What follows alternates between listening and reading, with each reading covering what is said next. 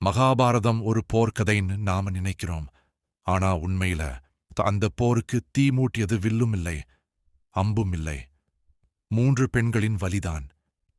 இன்று பார்க்கப் போறது முழு வரலாற்றையே மாற்றிய திரௌபதி, குந்தி, காந்தாரி. சபை நடுவே அரசர்கள், குருக்கள், வீரர்கள் முன்னிலையில் திரௌபதி அவமானப்படுத்தப்படுகிறாள். அவள் அழல, கண்ணீர் சிந்தல. அவள் கேட்டது ஒரே ஒரு கேள்வி. முதலில் யார் தோற்றார்? யுதிஷ்டிரரா இல்ல நான்? அந்த கேள்வி முழு குரு சபையையும் அமைதியாக்கியது. அவள் கோபம் பழிவாங்க அல்ல, அது அநீதிக்கு எதிரான போராட்டம். திரௌபதி ஒரு பெண் மட்டுமல்ல, நீதி கேட்கும் குரல். குந்தி அதிகம் பேசவில்லை. ஆனா அவளோட ஒவ்வொரு முடிவும் வரலாறு. கர்ணனை கைவிடும்போது ஒரு தாயின் வலி. பாண்டவர்களை ஒன்றிணைக்கும் போது ஒரு அரசியின் புத்திசாலித்தனம்.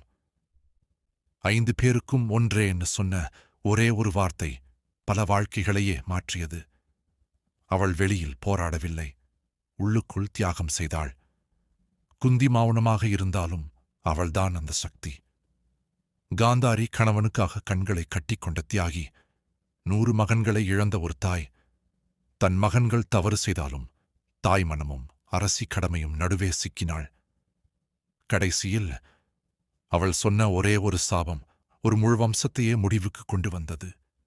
காந்தாரி கோபத்தால் அல்ல, துயரத்திலிருந்து வந்த நியாயம். திரௌபதி கேள்வி மூலம் போராடினாள். குந்தி மௌனமாக தியாகம் செய்தாள். காந்தாரி சாபமாக நியாயம் சொன்னாள். ஆயுதமில்லாமலே ஒரு யுகத்தையே போருக்குத் தள்ளியவர்கள். மகாபாரதத்தில் வில்லும் அம்பும் வரலாறு எழுதவில்லை. பெண்களின் வலிதான் ஒரு யுகத்தையே மாற்றியது.